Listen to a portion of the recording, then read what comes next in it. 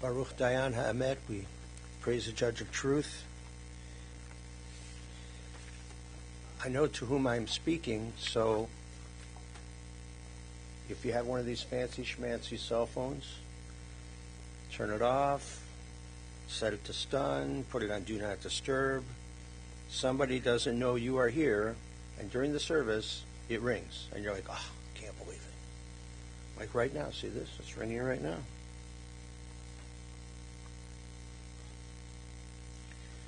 If you put it on Do Not Disturb, nobody else knows.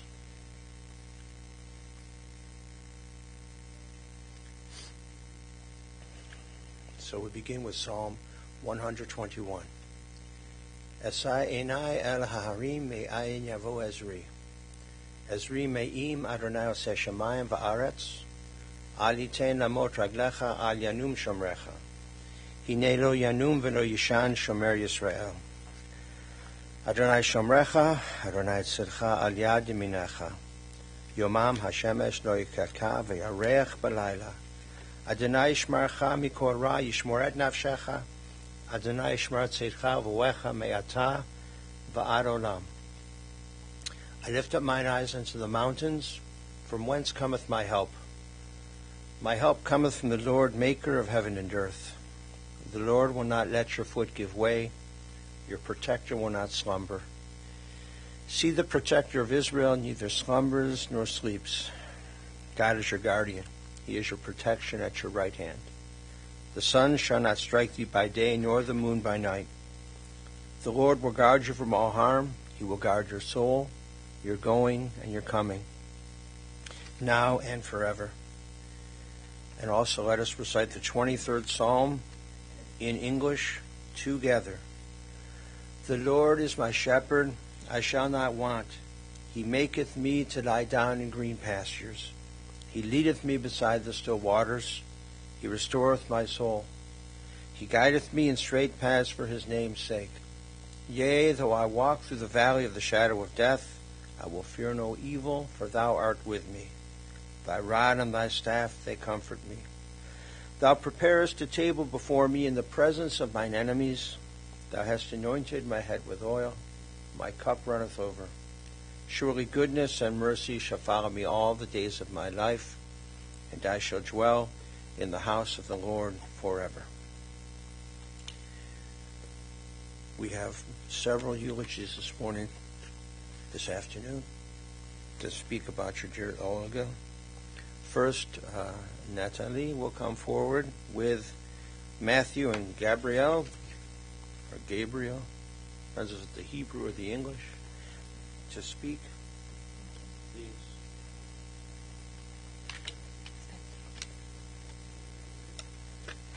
Thank you, everybody, for coming here to honor my mother today. It means so much to me and my family to see how many of you came here today. It only serves to remind me how many lives she touched and how important she was in our lives. My mom possessed multiple wonderful qualities, including being strong, selfless, and compassionate. She was always very supportive. She was always there for me and my family.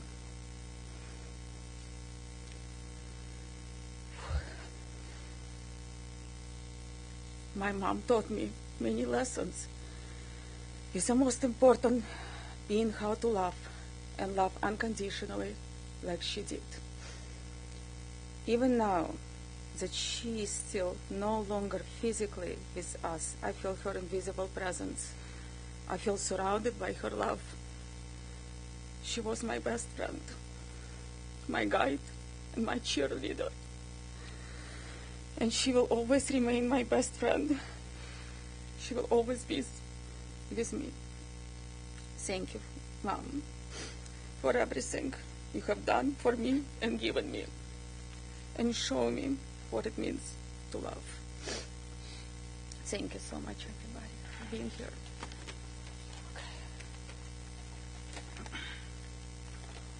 Olga was the best grandma in the world. She always called me to tell me to come over and eat. It was always so delicious. She always called me just to talk to me and to hear what I was doing that day. Every moment I spent with her means so much to me. She was very compassionate, kind, and loving.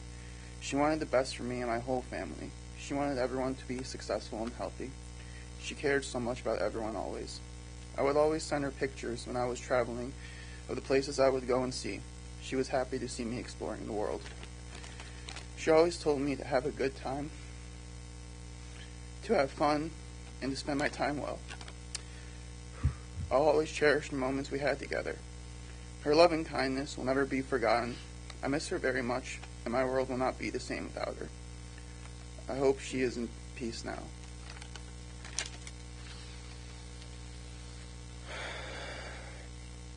My grandma was the soul of the family. Whenever you'd walk into the house, you could feel the warmth before you even saw her.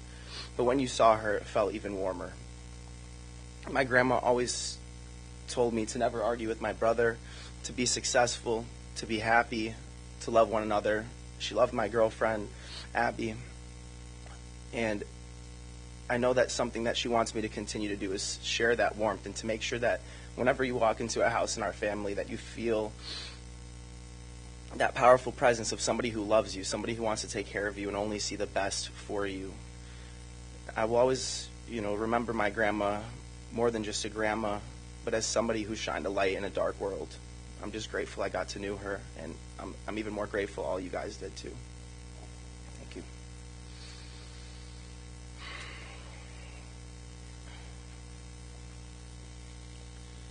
And to all of those words spoken as a prayer, let us say Amen. Two more.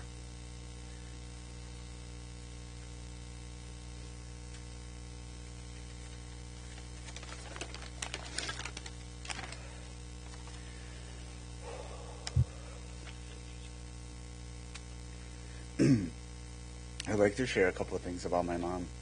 When she passed, I wanted to think about my earliest memory with her, and I can recall back in Odessa, she was the one that took me to weekly chess lessons.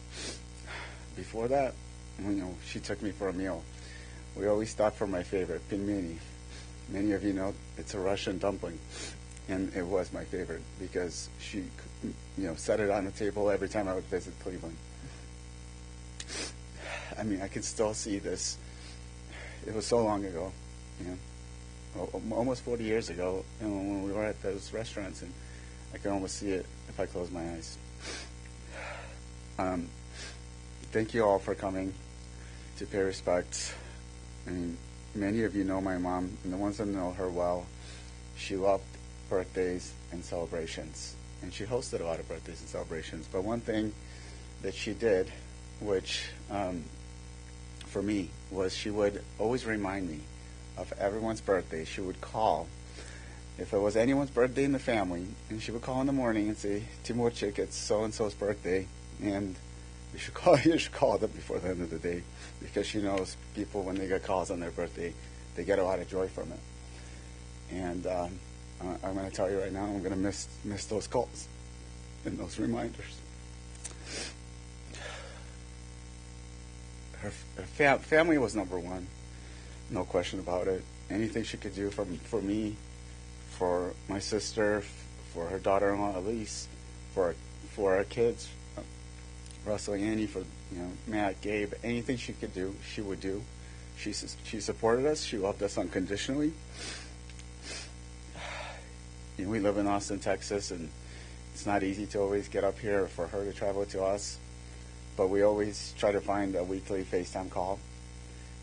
And, it was probably one of the most hectic calls, but some of the most fun calls because, we get on the call with my mom, and our little 2-year-old Annie would keep yelling, "Olga, hi Olga, hi Olga."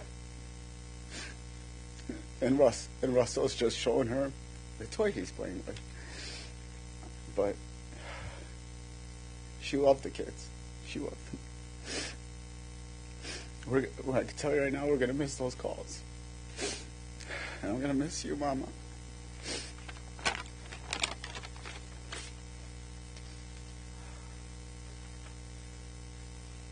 And again, to those words as a prayer, let us say Amen. Boris.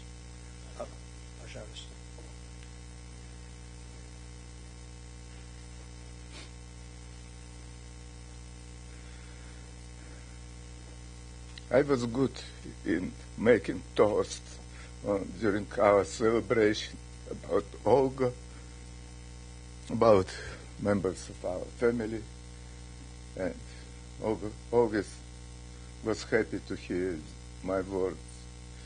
Today I need to talk about this sad event, end of her destiny. She was born at summertime. It was warm, and her family was happy. She gone at cold time, but today we have sunny day, and it means that she wants us to feel a little bit better in this cold environment. She continue care about it. She was beautiful. She continued to be beautiful in this casket. I love her eyes. I love her nose. We had discussion. Her nose, is it Roman nose or Greek nose? I love her fingers with her nails and polish on nails. I love her body. I love her. It's no longer with us. I know that sometimes I was not good for her. Sometimes I did not behave as she preferred, but now I cannot now even ask her for forgiveness. She cannot hear me here, so I will live my life with good memories and this pain in my heart. I love you, Olga.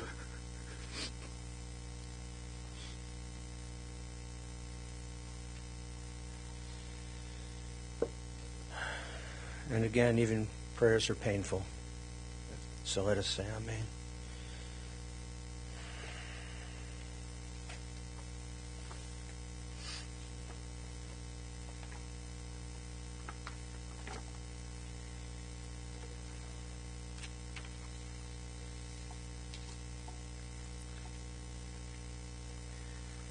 We gather together today to pay tribute to dear Olga Eligulashvili.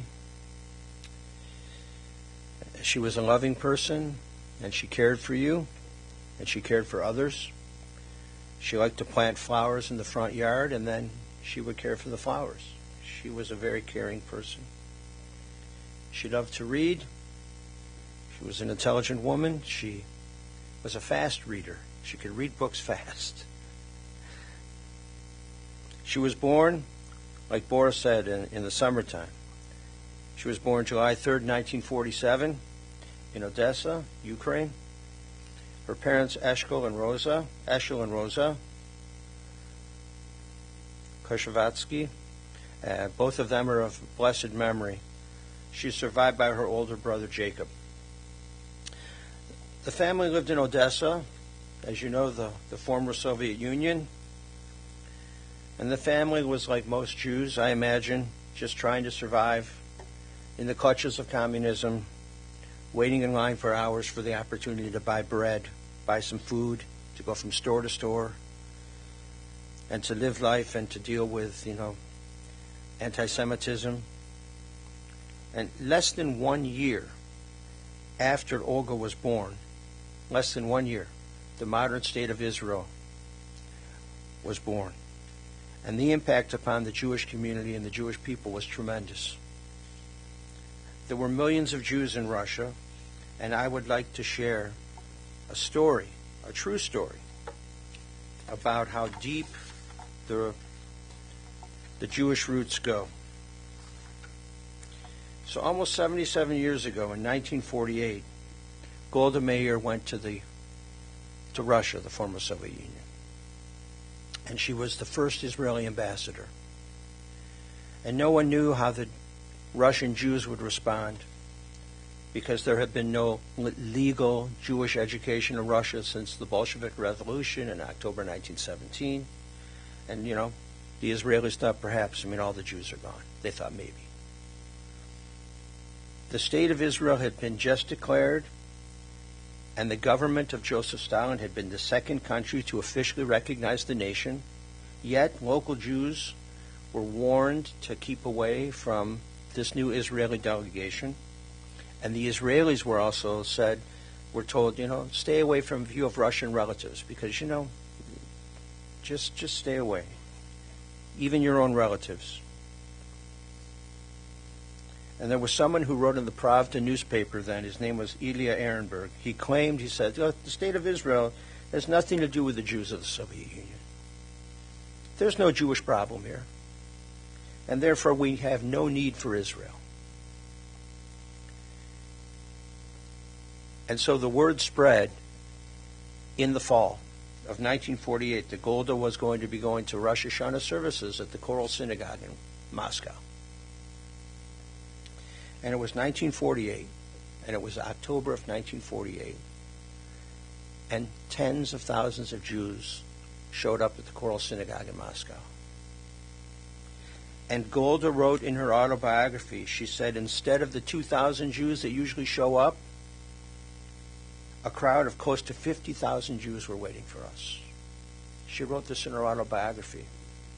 And she said, for a minute I could not grasp what happened, or even who they were. And it dawned on me, she said, they came, these good, brave Jews, in order to demonstrate their sense of kinship and to celebrate the establishment of the State of Israel. She said they called out her name, Golda, Golda. They lined up in front of the synagogue to touch her, to kiss her, to just be there in her presence.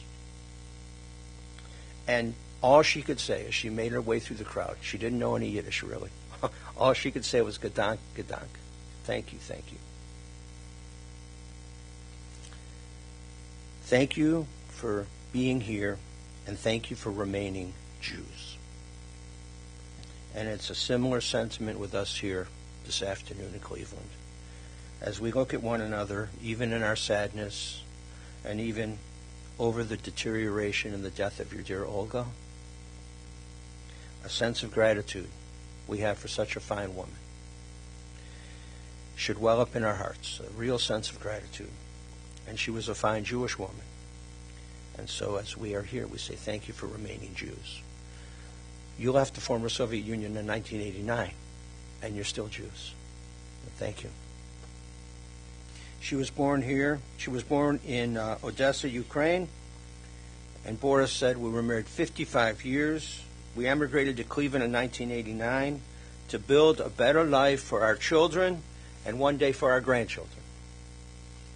Boris said, I recalled, he said, I knew Olga from our neighborhood and middle school. So we knew each other for a long time. And we were married in Odessa, July 11th, 1969. And I was in the last years of being a student in the Electrotechnical Institute. And the extended family came to Cleveland in 1989. 18 people in the extended family came. 18 is a good Jewish number. Chai, right? L'chaim. She was a devoted wife, a caring mother, a cherished grandmother, a beloved sister. She loved her family deeply and unconditionally, and she always put them first. In Cleveland, she found fulfillment in helping others. She spent many years as a nanny for a couple of families, and later she helped the elderly as a caretaker. She lived life with passion for helping others and making long-term relationships and loving her family. Natalie said she was kind and loving, an amazing cook. She cooked for everyone on any occasion, just like you were saying, Babushka. You show up, she's making food. Her borscht was delicious. She had a touch. Whatever she touched became delicious. And she made things by heart, not recipes. She just knew how much to put in. She loved everyone unconditionally. She was my best friend, Natalie said. We kept a lot of secrets together, and she didn't tell any of my secrets. It's good to have a confidant, someone you can talk to, someone who'll talk to you, and know you're not spreading it everywhere. She was very productive, very protective. She took care of everybody, or she would offer to help. She loved our dad very much. I am who I am today because of her. And we would get coffee together, shopping, aerobics. She took care of my kids, babysitting. Timur said, ditto on everything my sister said. She was selfless, the most selfless person I know, anything the kids or grandchildren needed. You mentioned the FaceTime calls. It's Michigan. It's Michigan of these FaceTime calls, right? People are running through the screen and everything, and yet it's beautiful at the same time. She picked up the phone to call us because she didn't like to wait to hear from me. I didn't call as much as I should have. Their marriage, they loved each other, they took care of each other. They were aligned on their mission to raise children and to do so.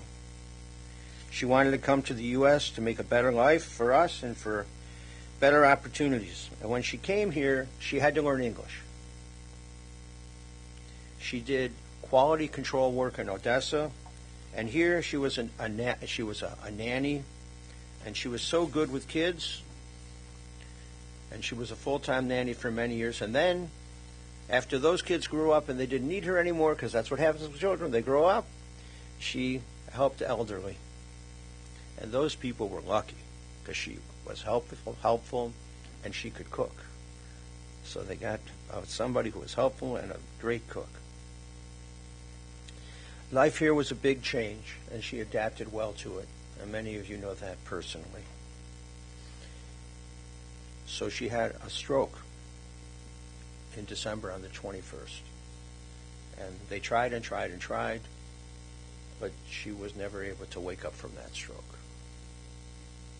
And so finally, on Monday, she breathed her last.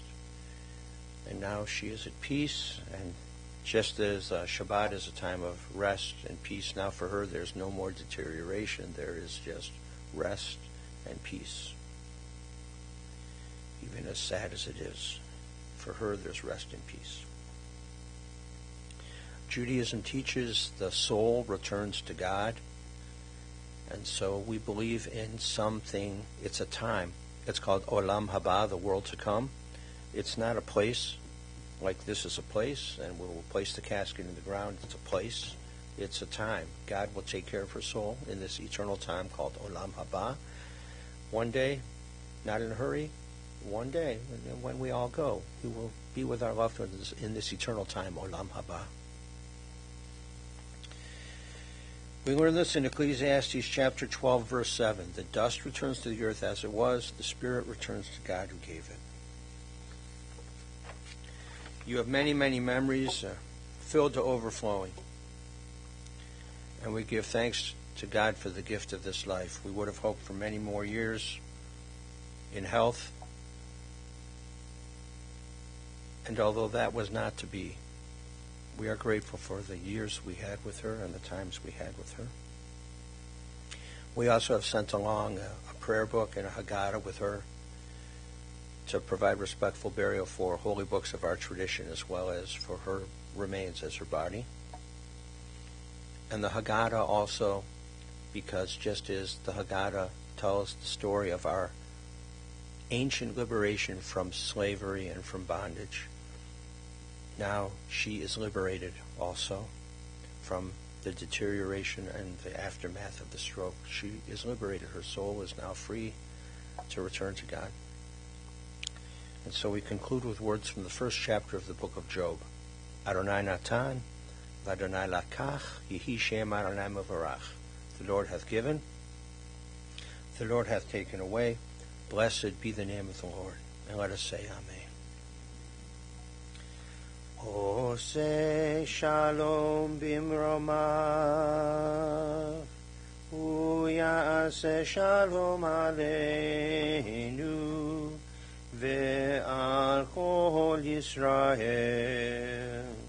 ve'imru yimru amen. Yase shalom, Yase shalom, shalom aleinu ve'al kol Yisrael. Yase shalom, Yase shalom, shalom aleinu ve'al kol Yisrael.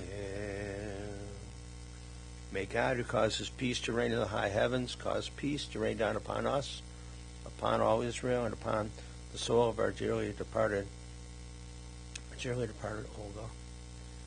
Amen.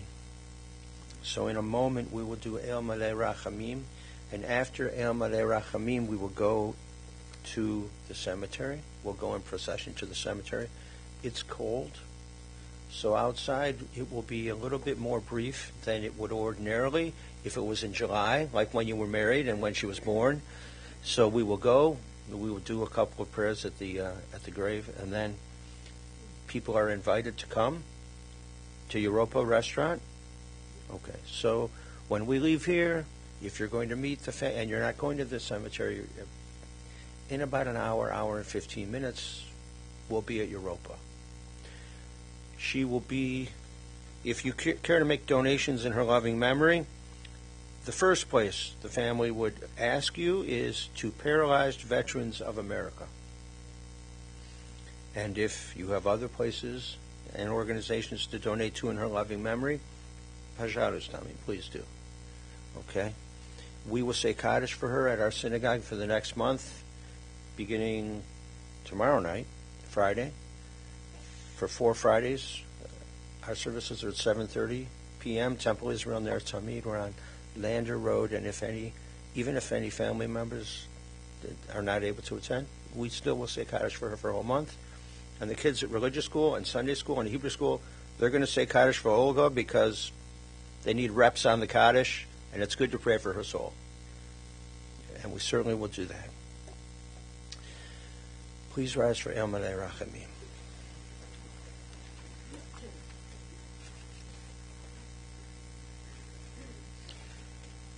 If you can't stand, you're standing in your mind. This is okay.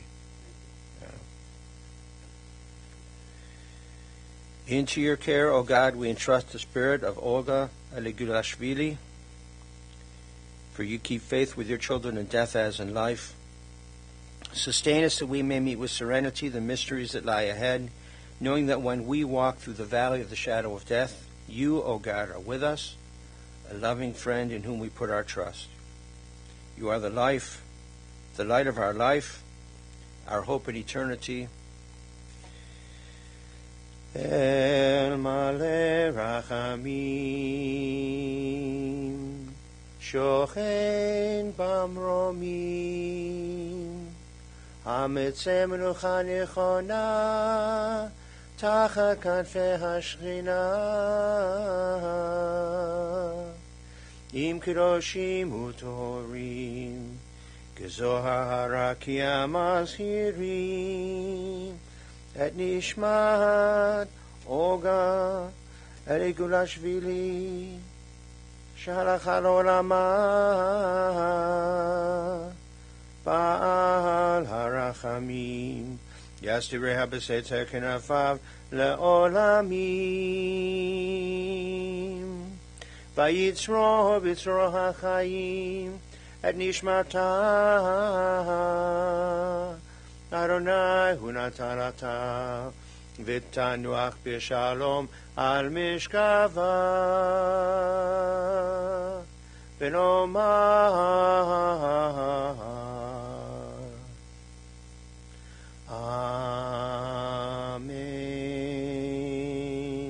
Amen. Compassionate God, eternal Spirit of the universe, grant perfect rest in your sheltering presence to our dear Olga. She has entered eternity. O God of mercy, let her find refuge in the shadow of your wings, and let her soul be bound up in the bond of everlasting life. God is her inheritance. May she rest in peace, and let us say, Amen.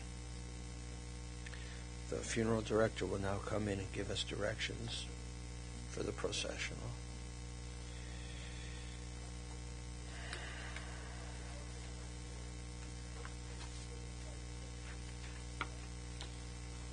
You may stand or sit at this point.